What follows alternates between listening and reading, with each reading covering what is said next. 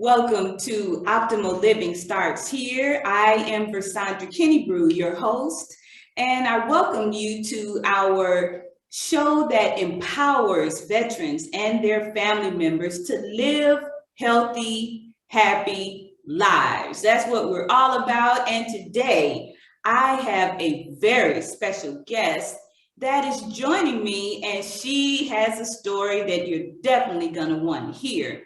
Now, this young lady I met several years back. We are both in the holistic health world out there, just making a difference in the world by just transforming lives, helping people to understand that they can live healthy and happy lives. But let me tell you a little bit more about this young lady. She is the author of this amazing book. It is called Born into Suffocation. The subtitle is How Letting Go of Life Taught Me How to Breathe Again. But more than that, let me tell you, she is also a world traveler. She is an entrepreneur. And if you ask anybody that knows her, they'll just tell you that she's always upbeat, has something positive to say, and she really, really enjoys just pouring into others. So without further ado, let me just bring to the platform my special guest, Miss Karundi Daniels.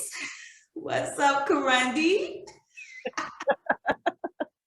Hello, everyone out there. Thank you for Sandra, first of all, for thinking of me to be a part of your show. And thank you also for just being a beautiful light and spirit in my life.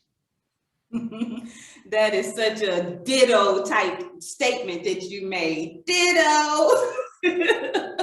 And it's just always great to have those lights around you. And I'm sure you're going to tell us how having people that are, like-minded entrepreneurs and like-minded in spiritual, spiritual concepts and things like that, how have having people like that in your circle impacted you as an entrepreneur? Oh wow. I'm starting to call those people the light beings around me, my soul tribe. Because I really feel like they were put on this earth and we were supposed to meet to be able to do the bigger work, in this world. And having people like yourself and so many others that spend in my life as an entrepreneur, it just helped me to be, first of all, grounded in what we do, especially in the holistic healing um, um, areas in which we work. We have to first of all be grounded and understand that we are just vessels. We're just the vessels here to help usher on any assistance for anyone who may have lost their way, or may be struggling in their lives, or may haven't reached the journey in which we've reached. Because I believe at the end of the day, we all on a different path, but we're all trying to reach the same destination. And in that destination, to be able to leave a beautiful light mark on this earth and be able to influence others in a beautiful way. Absolutely. And in such a time as we live today, with so many things that can be distractions, it's really, really important to have that circle, that circle that can kind of keep you grounded, as you stated, and then just kind of help you to tweak things sometimes, because sometimes you're on the path, just like your GPS, you know how it works. You're going down the street, and then you might get this redirect instruction that you need to go and recalibrate, and sometimes that is necessary. And that just really brings me into your travels, because you are a world traveler. Not only did you travel around the world in the military, but even as a civilian, you have chosen to live a life that gives you the freedom to just be all over the world. So tell us a little bit more about some of your recent travels, and why do you feel that travel is so very important for your life? Wow, first of all, wow, why is it so important for my life and where have I been? Um, I really know in my knowing that I was born to just go and to travel.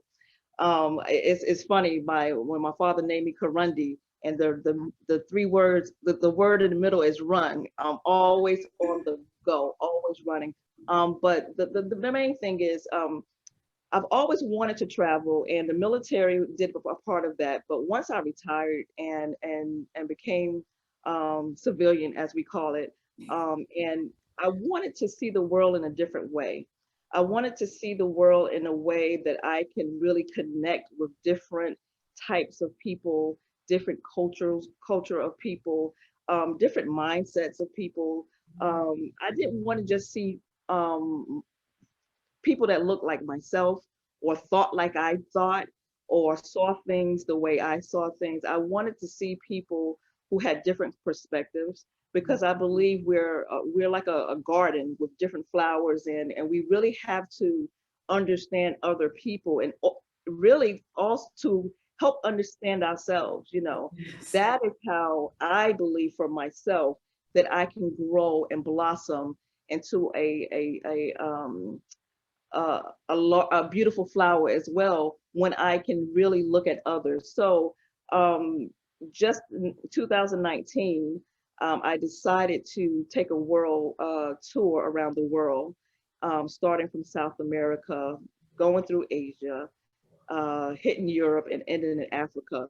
And the the pull for me to go was more of a spiritual journey for me. Um, Self introspection. I really wanted to uh, go and meet people, but also go and also be in a place where I can really look within myself um, and have that real time for yourself to really heal, rest, um, learn new things, learn different modalities when it comes to the healing work that I'm in, and then also bring that back to my facility here in Columbus and be able to pour that back into the therapists that work with me here, and then also the clients that work with me. So I think I answered your question, but I'm sure you want to know more. So you can ask more into that detail because I may be going off a little. Um, but that was the reason why I left. And once I did leave, I ended up in South America. And the bulk of my time, I ended up in the Amazon jungle of Peru. And just so happened, I was there right when COVID hit and was some people say I was stuck there. I say I was in stillness there. And in that space, because it was only myself and six other human beings in this jungle, and it allowed me to just really go deep within and see the world in a different light, especially when the world outside, we didn't know what was going on, when the world had stopped outside of me. So as the world outside of me had stopped, the world inside, you had to kind of stop and look over your life and say, you know what? If things don't work out, did I live my life the way I wanted to live my life? Did I touch people in the way that I wanted to touch people? Did I give the way I wanted to give?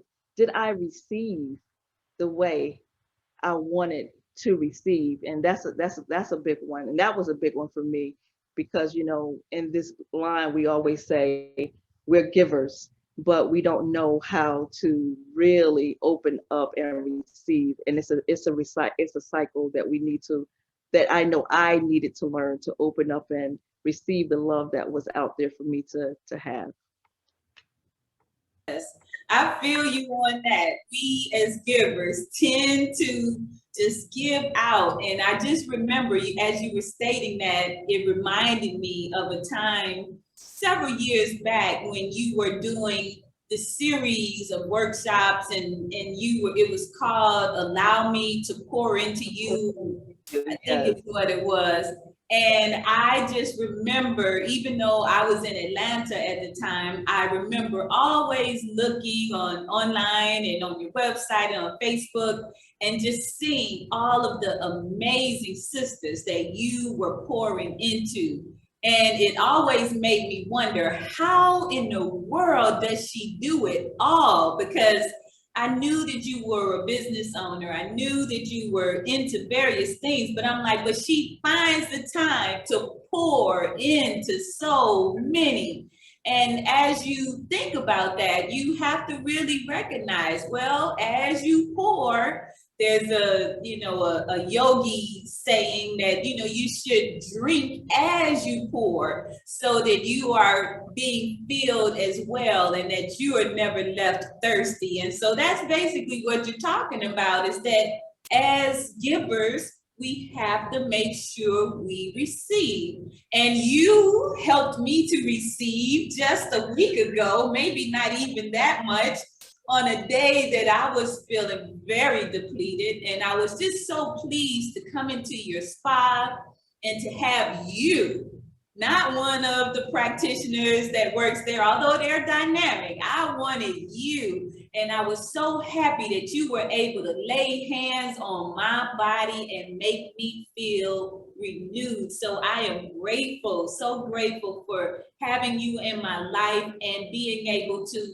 kind of reach out, even if it is going to the website and making an appointment. I just know that it's good to have someone like you to touch my body. Because I'm pretty peculiar about who I allow to touch me. And you know what? You said a mouthful, and it just brought up some things where even in this conversation, we're talking about living a life of freedom. And I Spirit had me just focus in on that circle of healers out there, and those who are out there in the veteran world, who are out there, or that are the givers, the ones that are out there constantly giving and doing, and um, um, being the heroes, being the mothers and the fathers, being the mentors, being the leaders in their companies, being the leaders in their home. I see those type of people every day, all day, and those are the people who are so strong on the outside, but so weak in the inside, and are not able to really ask for the help that they need, because they are the ones that people are going to, and not able to just say, you know what, I needed some time for me at this moment, without feeling guilty about doing that because you're expected, or I just can't, or just no, or I'm tired. Because the thing is, everyone expect these people, group of people, to be on 24/7. And what I've, when you mentioned me doing Allow Me to Pour Into You, we tend to forget sometimes because you are in the action of pouring. And yes, we should be filling from that cup. We should be, but it comes sometimes in our life, we tend to forget that and we become depleted. We're really feeling, and because we don't take the time to stop and refill those, that continue to refill that cup. And that journey for me, when I left the country, and it's crazy, I had to leave the country, feel like I had to leave the country to do that. But when I left the country, to be able to replenish myself and to just listen to God, and just to fill that cup in a way that when I do return, I know how to give. Because it's not just giving anymore, it's knowing how to give, and knowing how to, when you're giving and you're receiving, it becomes an ebb and flow, and not just an ebb with no flow. Absolutely, Karandi. That is a mouthful right there. I mean, we do have to learn that. It is a skill, and it's good to have mentors. It's good to read books from other people who have done something similar. If we ever think that we are, not clear on how to move forward. There's so much as far as resources that are available to us. And so, yes, you have written that book. Tell us about your book. How can that book support individuals who maybe want to learn how to be better at receiving and how to be better at this whole thing of learning how to breathe again? Wow. Suffocation was a book that I told different stories in different areas of my life where I was suffocating.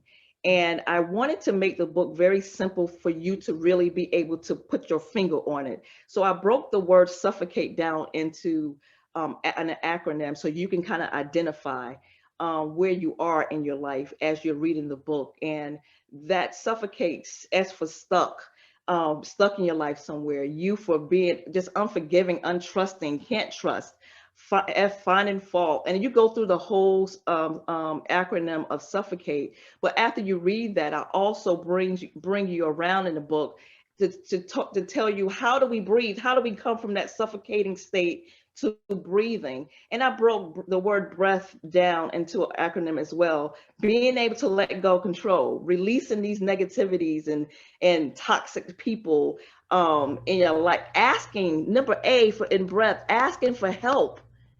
That is a big thing. Taking time, taking time for yourself. H, healing those old wounds and all those things that we need to do. And all of this in the book, it takes work. This is not something that can happen overnight. I'm still constantly working through that book. We're never arrived.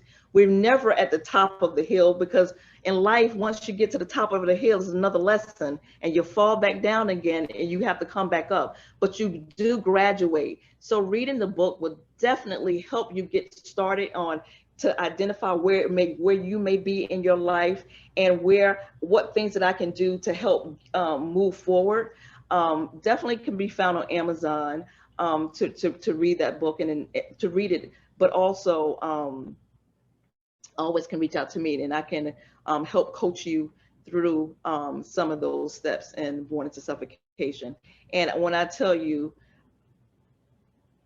there's so many of us out here that are suffocating and can't breathe. And when COVID hit, it just reminded me, we got to wear the mask, because we literally cannot spiritually, emotionally, or mentally breathe, even though physically we're covering up our mouths to protect ourselves. There's a lot of us that's still out here that's hurting and need assistance in that way. Yes. Oh my goodness. I was so happy when I got my copy a couple of years ago. I think it was maybe about a year and a half to 2 years ago when I got my copy, and I read through it, and I'm like, oh my God, these conversations that we have, about that very topic. And now I know that you've been practicing yoga, and that's really all about breath and union with your highest self. And so I know that you're enjoying that as a part of your process of breathing even more efficiently in the physical body, but I'm sure that it also helps you in that breath with the spiritual side of the breath as well. So let's just go ahead and give our viewers maybe your 3 top tips for living a life of freedom, because we want everybody to be free. It's not that we're trying to hold this to ourselves and say, oh, I got the patent on freedom. Let's share some tips that you think would be most beneficial.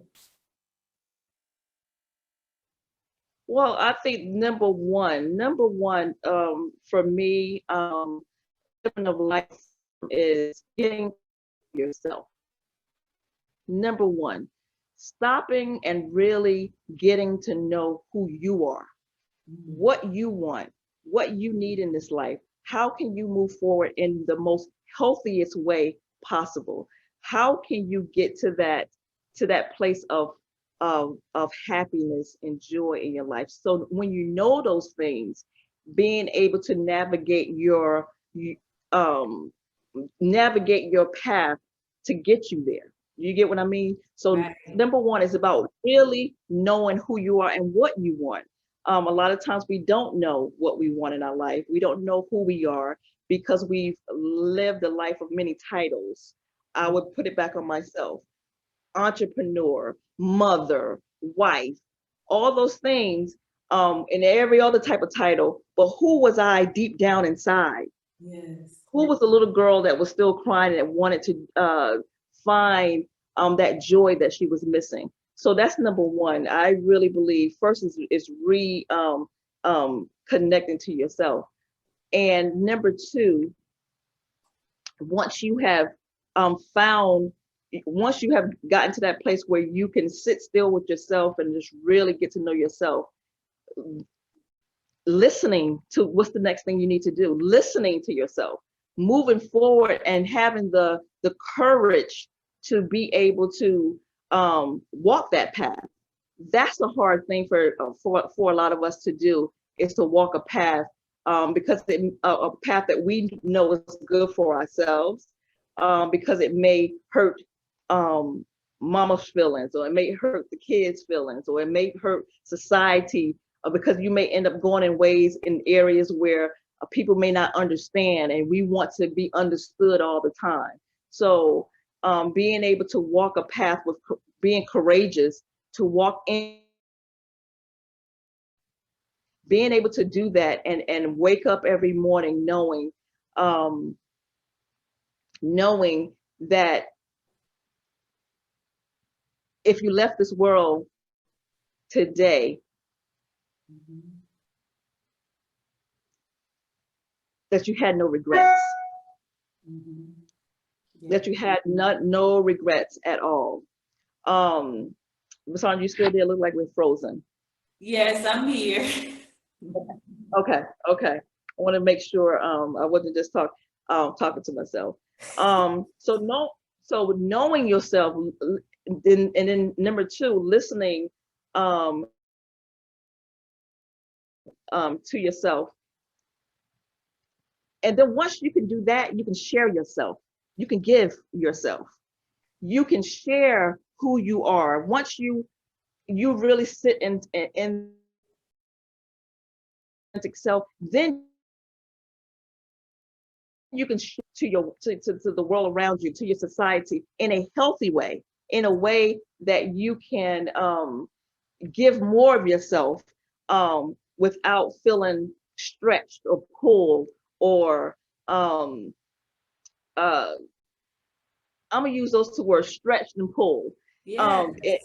In that place, I understand you may have felt that. I know I felt that so many times, where you're giving, but you're feeling stretched and pulled.